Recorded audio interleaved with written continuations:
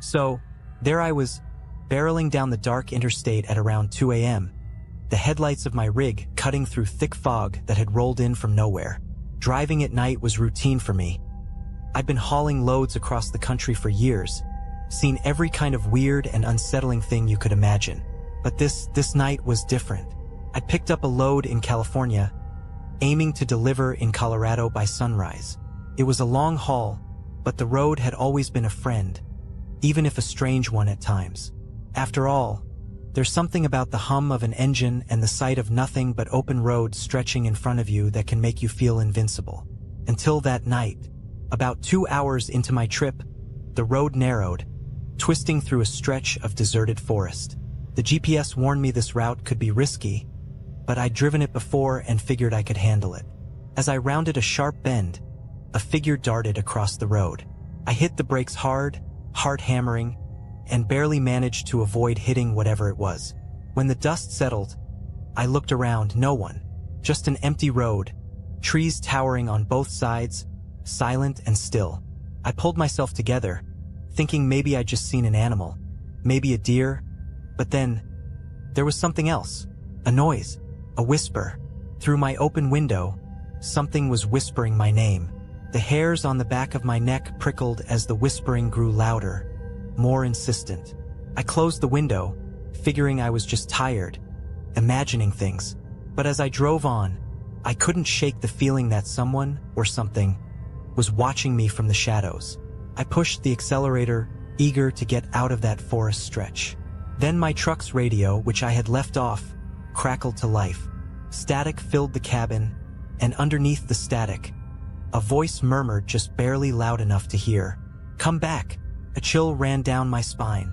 I didn't recognize the voice, but it sounded wrong, like a mix of static and a low, gravelly growl, echoing as if it were calling from a distance. I turned off the radio completely, but the voice kept repeating, "Come back, come back," and then, just like that, the radio fell silent. I was starting to feel like this night was taking a very dark turn, but I kept pushing forward, just wanting to leave that stretch of road behind. Another hour went by, and I began to think maybe I was in the clear. The fog had cleared up, and the road was empty once more. But then, out of nowhere, my rig lurched as if I'd hit something massive. I swerved, struggling to keep control. The truck slowed to a stop, and in the glow of my headlights, I saw it. A person, lying in the middle of the road. Or at least, that's what I thought it was. I leapt out of the cab, heart pounding, and rushed over. But as I got closer, I froze. The figure didn't have a face. Where eyes, nose, and a mouth should have been, there was just smooth, blank skin stretched over bone. It lay there, motionless, its arms twisted at impossible angles. I stumbled back, suddenly aware of just how silent the night had become. No wind, no crickets, just the heavy, suffocating silence pressing in from all sides. I was about to turn and run back to my cab when a sound echoed through the trees. A low, gurgling growl, like something huge and angry was hiding in the darkness, watching. I looked back at the figure on the road, and that's when I saw it move. Not much, just a slight twitch of its fingers, but it was enough to send me scrambling back to the truck. I jumped into the driver's seat, fumbling to start the engine. The headlights caught something else moving on the side of the road.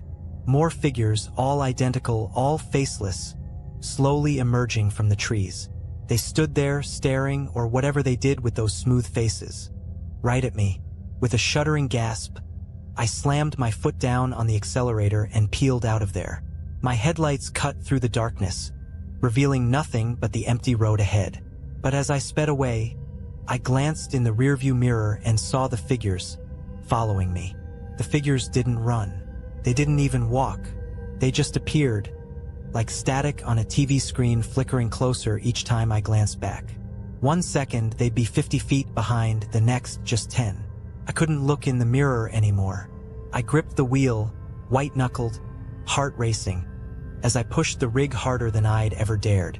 The engine roared, tires screeched, but no matter how fast I drove, I felt that presence right behind me. Somehow, deep down, I knew If I looked in the mirror again, I'd see one of those faceless things inside the truck, right behind me. Reaching, the highway started twisting and turning again, winding deeper into an endless maze of black trees and shadow. My GPS had long since lost signal. The only thing guiding me now was instinct and the desperate urge to escape. Just as I felt I couldn't take it anymore, a shape loomed on the horizon. An old gas station, lights flickering. It looked deserted, but I didn't care. I slammed on the brakes, bringing the rig to a screeching halt right in front of the place. I jumped out, expecting to feel hands or whatever those things had instead of hands.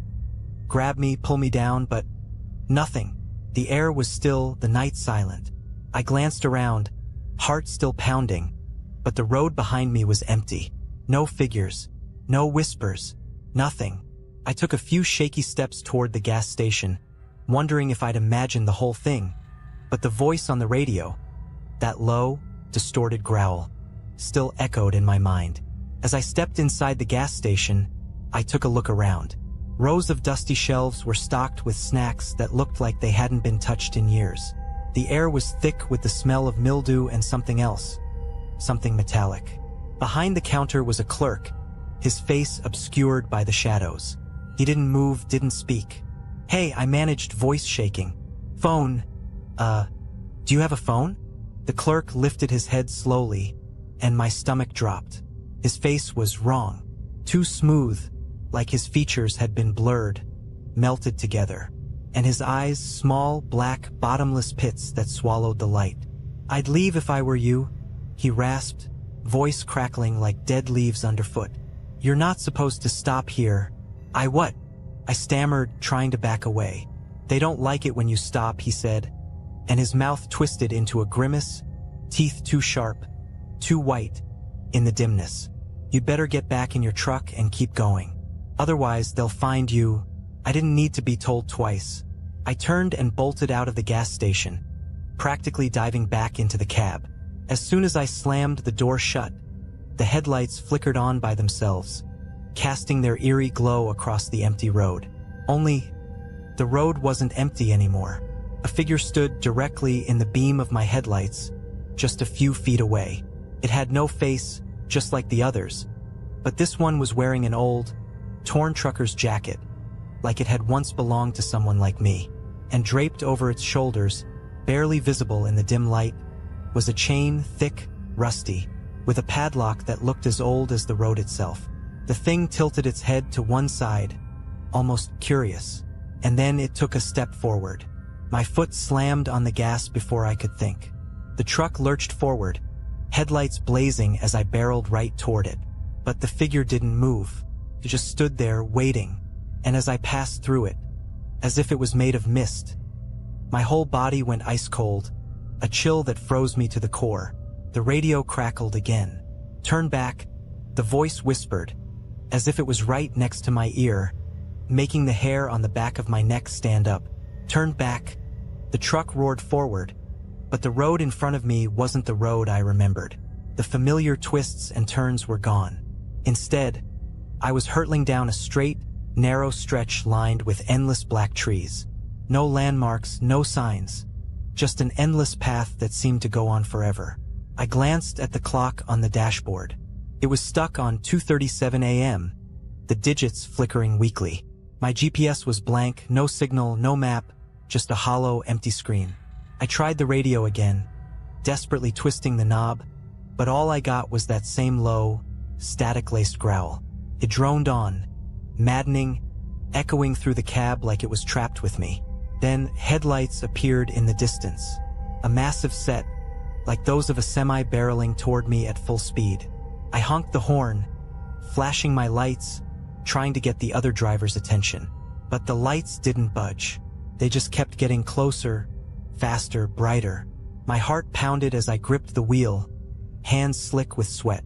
The headlights bore down on me until they were blinding, consuming everything in their beams. I couldn't see the road. I couldn't see anything. And just as the lights reached me, I braced for the impact, and then silence. I opened my eyes, heart still racing, and realized I was parked at a rest stop. A regular, run-down, quiet rest stop.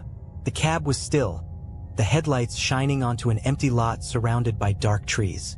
The clock read 5:47 a.m., and a faint, grayish light crept over the horizon. Morning was coming.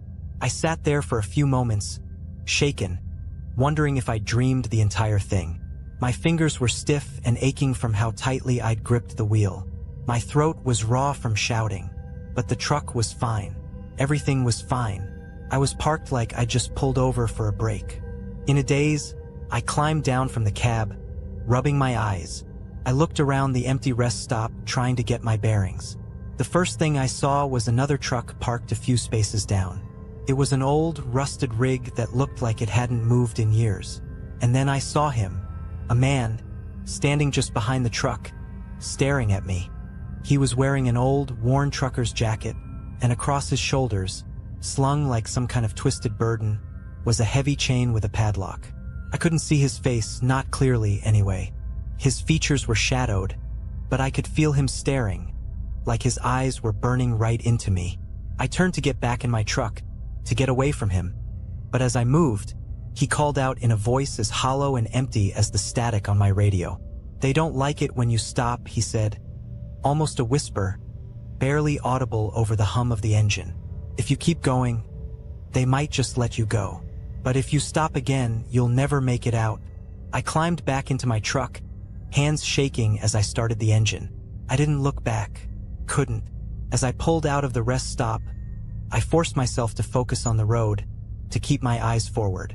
The sun started to rise, its light breaking through the trees, washing over the road in front of me. But even as I left the rest stop behind, even as the sky turned from gray to blue, I could still feel his presence, a shadow lurking in the rearview mirror.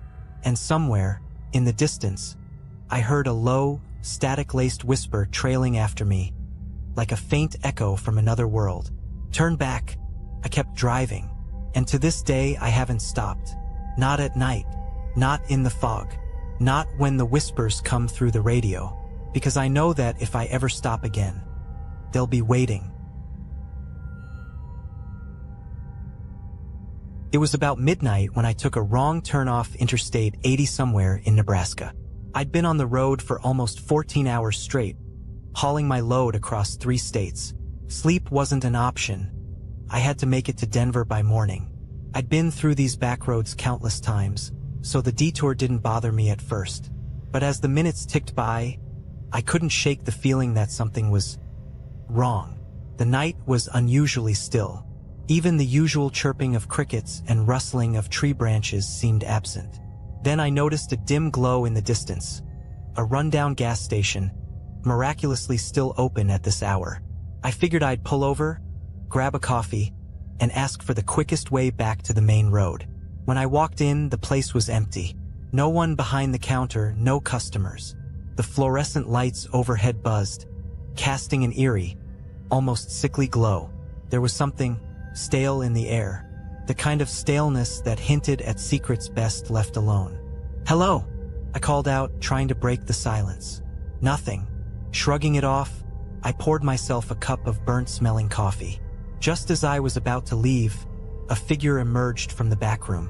He was tall, skinny, with a face that looked like it hadn't smiled in decades. He stared at me for a long, uncomfortable moment before muttering, "Headed west?" I nodded, taking a sip from my cup, wishing I hadn't. Tasted worse than it smelled. "Stay on Route 17, he said slowly, as if each word cost him something. "And don't stop, no matter what." That got my attention. "What do you mean, don't stop?" The man didn't answer. He just gave me this haunted look and disappeared into the back. As I got back in my truck, his words stuck with me. "Don't stop." I chuckled, chalking it up to some small-town superstition. But the weirdness of the place lingered, gnawing at my mind as I merged back onto the road. It wasn't long before I saw it. A thick fog started rolling in, so dense it seemed to absorb the beams of my headlights. In the middle of nowhere, I couldn't see 10 feet in front of me. My grip tightened on the wheel as I pressed on, ignoring the instinct to slow down. Then, out of the fog, something appeared. At first, I thought it was another truck, but as I got closer, I realized it was something else. An old, battered car, creeping along in the same direction I was heading. The car's taillights flickered like they were barely holding on. It was too slow, so I pulled into the other lane to pass it. Just as I drew alongside, I glanced over and froze. Inside, the driver was slumped over, his face pale and lifeless, eyes wide open, staring straight ahead. He looked like he'd been dead for days. My heart slammed against my chest. Before I could fully process what I'd seen, my truck swerved back into the right lane, and I floored it, desperate to put as much distance as possible between me and that car. But no matter how fast I went, the car stayed behind me. The headlights of that old car never faded, locked onto my truck like some hellish beacon. I kept glancing at my mirrors, hoping to lose it around a bend, but every time I checked, it was right there, close enough that I could almost feel the driver's dead eyes boring into the back of my skull. I kept replaying what the guy at the gas station had said. Don't stop. The fog seemed to thicken, clinging to the road in thick, twisting wisps. My headlights barely cut through it. At this point, all I could see was the road immediately in front of me and those relentless headlights following behind. I kept one eye on the road and one on the clock, 2:17 a.m. It was a little over an hour since I'd left the gas station. I just had to keep moving, keep my focus on Denver. Then I saw something in the road. At first, it was just a shape, low and unmoving. As I got closer, it became clear. It was a figure, hunched over on all fours. A person, crouched in the middle of the highway, head down, hair hanging limp over their face, unmoving. My foot hesitated on the brake, every instinct screaming at me to slow down. But that voice in my head repeated, "Don't stop, don't stop." So I gritted my teeth and hit the gas. I veered to the left, my tires skidding slightly as I swerved around the figure, narrowly missing it. Just as I passed, I caught a glimpse of the person's face, or what should have been a face. It was pale, blank, with hollow, empty eyes staring straight ahead, unblinking, and worse, turned, ever so slowly, to watch me pass. My heart hammered in my chest as I forced myself not to look back, focusing only on the road ahead. But just then, something even stranger happened. The car behind me suddenly sped up, as if it, too, was trying to avoid that figure. It swerved erratically, almost losing control, before managing to right itself. That was the first time I felt it, the bizarre sense that maybe that thing wasn't chasing me. Maybe it was trying to outrun something else. But that didn't make sense, did it? A dead driver still driving? My mind raced, trying to rationalize it all, but the fear kept me grounded. All I could do was keep my foot pressed on the gas and push forward, faster and faster, as the fog seemed to close in tighter, wrapping around the road like some kind of living, breathing thing. And then, just ahead, the fog parted, and another figure appeared, standing in the center of the road. This time, it wasn't crouched or motionless. It was upright, tall, and waiting. The figure loomed in the middle of the road, a shadowed shape with its face turned toward me. Its arms hung stiffly by its sides, fingers outstretched like claws, as though it were ready to grab onto anything that dared get close. Couldn't stop. I wouldn't stop. I gripped the wheel and barreled forward, the truck's engine roaring as I pressed down harder on the gas. But just before impact, the figure shifted. No, it melted. It seemed to dissolve, reforming beside my window as I flew by, gliding effortlessly with the speed of my truck. My heart stopped. His face was there, right outside my window, staring in at me. It was a man, or at least it used to be. His skin was translucent, stretched tightly over his skull, and his eyes were pure white, empty and endless. His mouth hung open in a silent scream, jaw unhinged in an expression of pure, primal terror. I felt an icy chill radiate from the glass, seeping through the window and into my bones. Then, as suddenly as he appeared, he was gone. I glanced into my side mirror, half expecting him to still be there, clinging to the side of the truck. But the mirror only showed empty road behind me, winding back into the mist. Except, the headlights were gone. The car, the one that had been tailing me, had disappeared. I took a shaky breath, almost relieved, But my grip didn't relax. Something wasn't right. That car couldn't have vanished without a trace. And the fog, it was thicker than ever, swirling around me like smoke from a fire. I felt trapped, like the road was shrinking, closing in. That's when I heard it. The unmistakable sound of footsteps on the roof of my truck. Slow, deliberate footsteps, moving from the back of the cab toward the front. I couldn't make sense of it. There was no way anyone could be up there. We were still moving at high speed. But the sound was undeniable. A heavy, measured pace. Like someone was walking, taking their time, confident I had nowhere else to go. Then something tapped against the windshield from above. Once, twice, with a strange, rhythmic beat, like someone drumming their fingers. I barely breathed. My knuckles were white on the wheel as I kept my eyes fixed on the road, praying I'd see some sign of civilization, some light, any break in this nightmare. Then, slowly, the sound shifted. It was no longer tapping. Now, something was dragging its nails across the roof, like claws scraping against metal, inching closer and closer to the edge of the windshield. The fog was thick, blanketing the road, making every second feel like an hour. And then I saw it, emerging from the fog, stretching across the road in long, jagged letters that looked like they'd been carved into the asphalt itself. Turn back.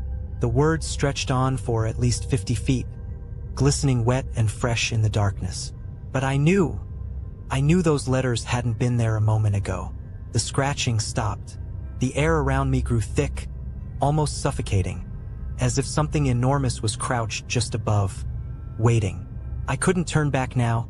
The words "turn back" faded into my rear view as I pressed on, my hands trembling on the wheel. The silence was almost worse than the scratching had been. It felt like something was biding its time, waiting for me to make one wrong move. The fog tightened around my headlights, so dense it was like driving underwater. Every instinct screamed at me to pull over, to turn around, to do anything but keep going. But the guy at the gas station's voice rang in my head again. Don't stop, no matter what. Then, out of nowhere, the radio crackled to life. The static was loud, filling the cab with harsh white noise. I jumped, my eyes darting to the dials, but my hand froze mid-reach as something came through the static.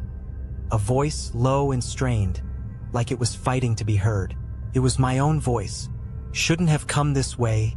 My blood turned to ice. I was hearing myself, the same tone, the same exact words I'd spoken to myself just before seeing that first figure in the road. The voice continued, whispering things I'd only thought in my head, fear bubbling up with every word. You've gone too far. No turning back. My heart pounded as I struggled to ignore the radio, but the voice grew louder, overlapping, each version of my own voice layered over the other until it was like a chorus of fear. And then, they all fell silent, replaced by a single hoarse whisper. He's here. In that instant, my headlights revealed something up ahead. A figure, no, several figures, lined up along the edge of the road. They didn't move. They just stood there, watching as I drove by, their faces shrouded in shadows, but I could feel their eyes following me. One of them lifted a hand as I passed, pointing, and slowly, almost imperceptibly, each one of them turned their heads in the same direction, as if guiding me somewhere, their eyes tracking me like I was prey. I could feel the weight of their gaze, heavy and consuming, as I gripped the wheel, desperate to outrun whatever this was. I forced myself to look straight ahead, my pulse hammering, barely breathing, hoping this would end. Then the road began to twist, bending into turns that shouldn't have been there. I knew this route and it was supposed to be a straight shot, but now it was winding and narrow, and every turn felt like it was leading me deeper into some unseen trap. And that's when I saw the headlights behind me again. Only this time there were two sets. One came closer, accelerating fast, the light growing brighter, almost blinding in my mirrors. The other stayed back, as if keeping its distance, watching and waiting. My hands were slippery with sweat as I tightened my grip, the truck rumbling as I sped up. But no matter how fast I went, the headlights behind me got closer and closer, like they were chasing me, herding me forward down this cursed road. I glanced in my side mirror, And that's when I saw something that made my stomach drop. There was a figure in the passenger seat beside me. I couldn't look directly at it, my vision fixed on the road, every instinct screaming not to acknowledge whatever was sitting there beside me. But in my peripheral vision, I saw just enough. The figure was hunched, its bony hands resting on its knees, fingers tapping a slow, deliberate beat. Its skin was gray, taut, and corpse-like, stretched over a face that was turned toward me, unblinking. Its eyes were pits of darkness, endless and consuming, and even without looking straight at it, I felt its gaze boring into me. It leaned closer, the stench of rot and damp earth filling the cab, pressing down on me. I clutched the wheel, knuckles white, struggling to keep my focus on the road. My heart raced, each beat louder than the last, thundering in my ears. The voice on the radio returned, faint but unmistakable, whispering the same words over and over. "He's here. He's here. He's here." I pressed down harder on the gas, the truck roaring as I tried to outrun the voice, the figure, the headlights chasing me. But no matter how fast I went, the road kept twisting, leading me deeper into some unknown place, the fog thickening, the turns sharper, narrower, until I barely had control. The figure beside me shifted. Slowly, it raised one skeletal hand and pointed forward, guiding me. I didn't want to look, didn't want to follow, but the road seemed to have a mind of its own, curving sharply as if steering me right where the figure wanted. And then, in the distance, I saw a bridge. It loomed out of the fog, old and decrepit, the kind of structure that looked like it hadn't seen use in decades. The wood was dark, slick with something that glistened in the fog, and the beams above it were twisted and broken, barely holding together. A shiver ran through me, but I couldn't stop. The headlights behind me flared, blinding, pushing me forward.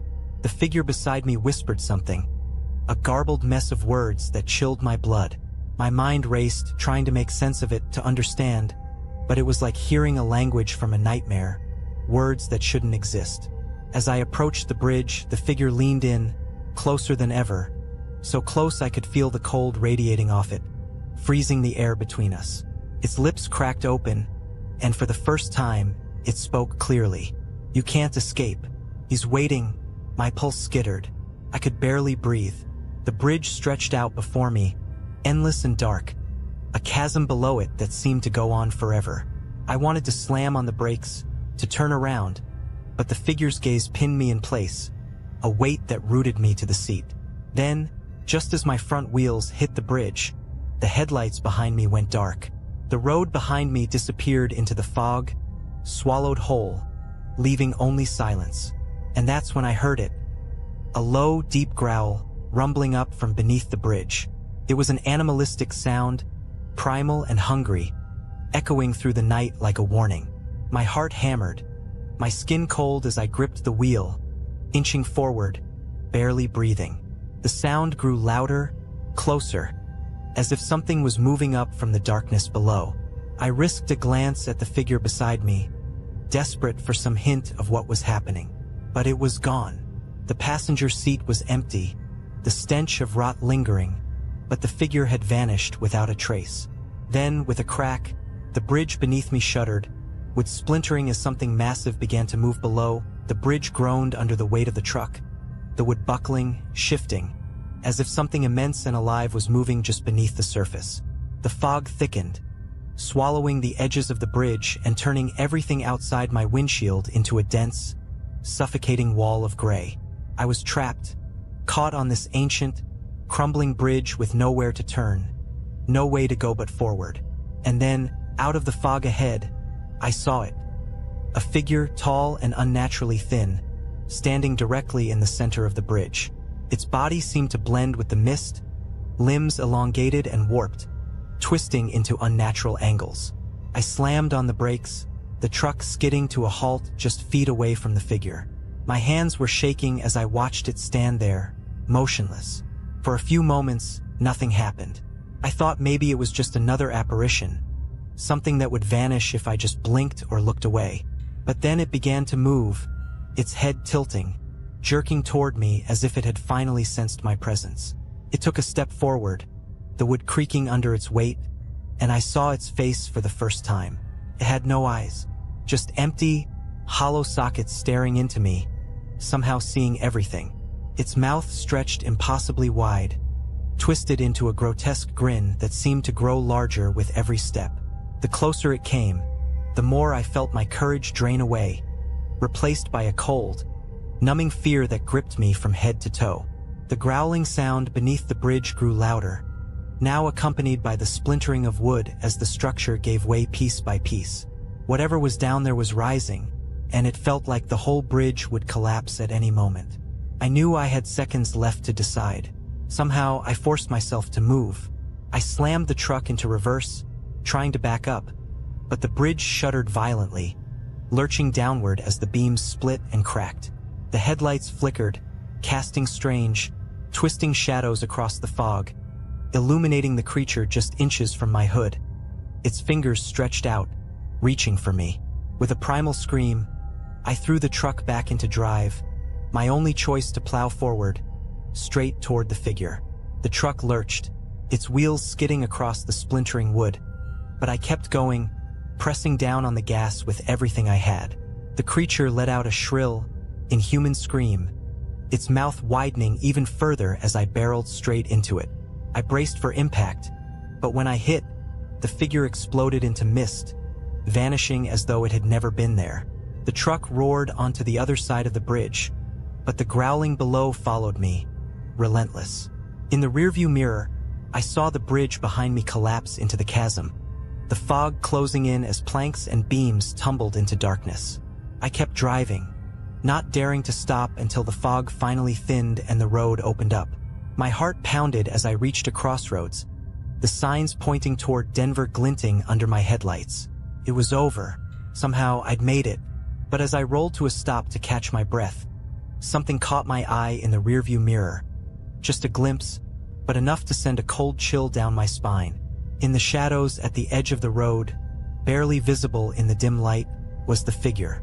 Standing there, motionless, its hollow eyes locked onto me. I didn't wait. I slammed the gas, tearing down the highway, heart racing, knowing that I'd left something back on that bridge, but something else had followed me.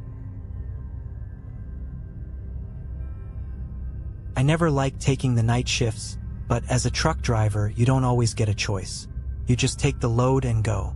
That night, the dispatcher called late, saying they had a last-minute job for me. A run out to a small town in the middle of nowhere. One of those places that barely appears on a map. And yeah, it sounded a bit weird. The guy on the phone wasn't our usual dispatcher, just some low voice with too much static in the background. But it paid double and I wasn't about to turn that down. I should have turned it down. Around midnight, I was on a narrow highway, trees dense on both sides, swallowing up any light besides my headlights. The road was dead empty.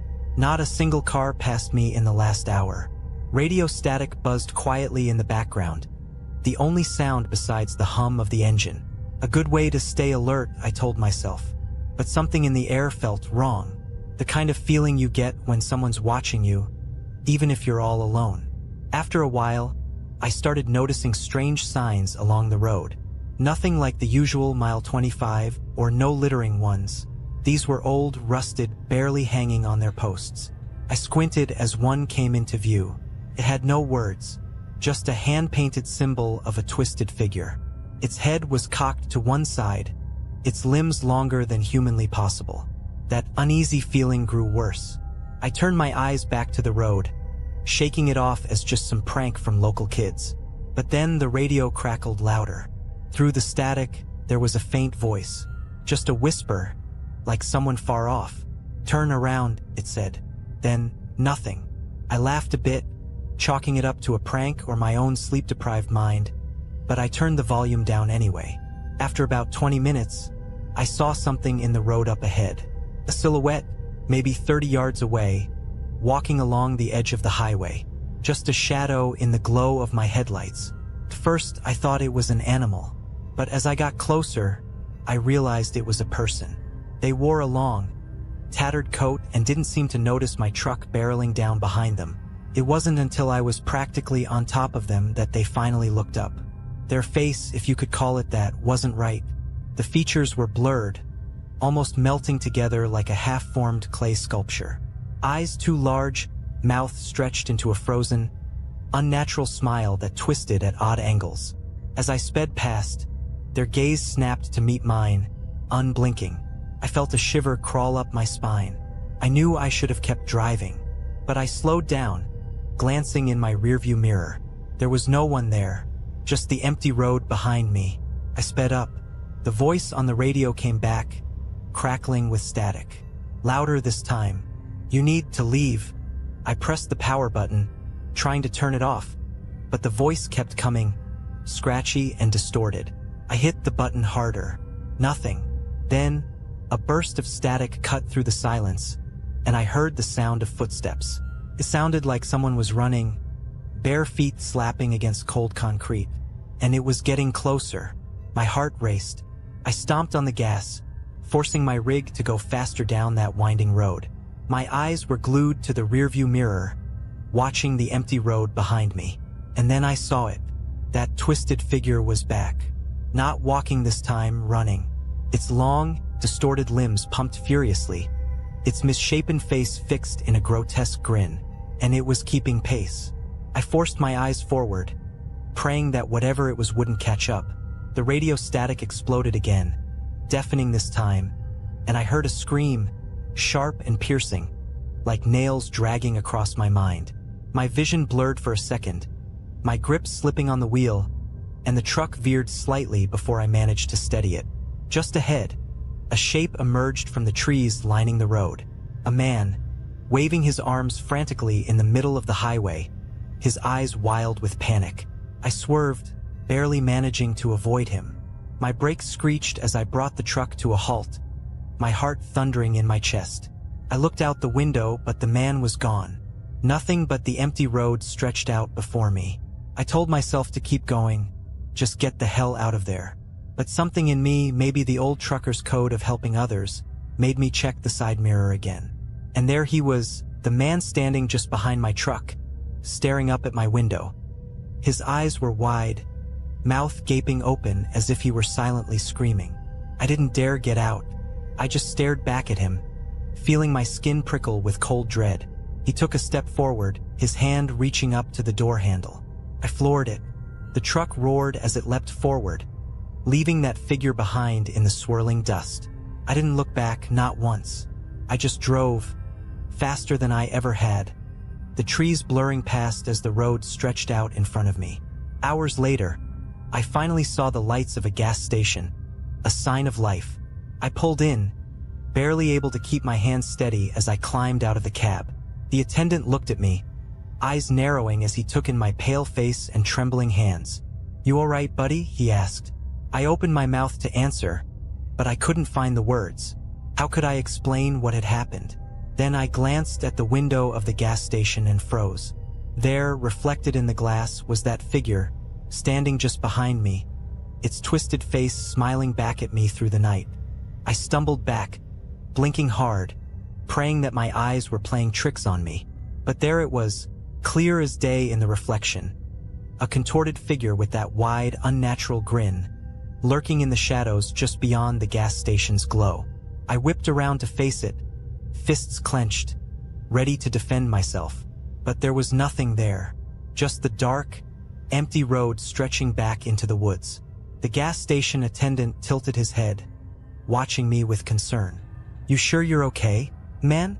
I took a shaky breath, wiping sweat off my forehead. Yeah, I just thought I saw something. Long haul, huh?" he said, not convinced. "Need a coffee? Bathroom?" I nodded, feeling stupid for letting some hallucination shake me up this much.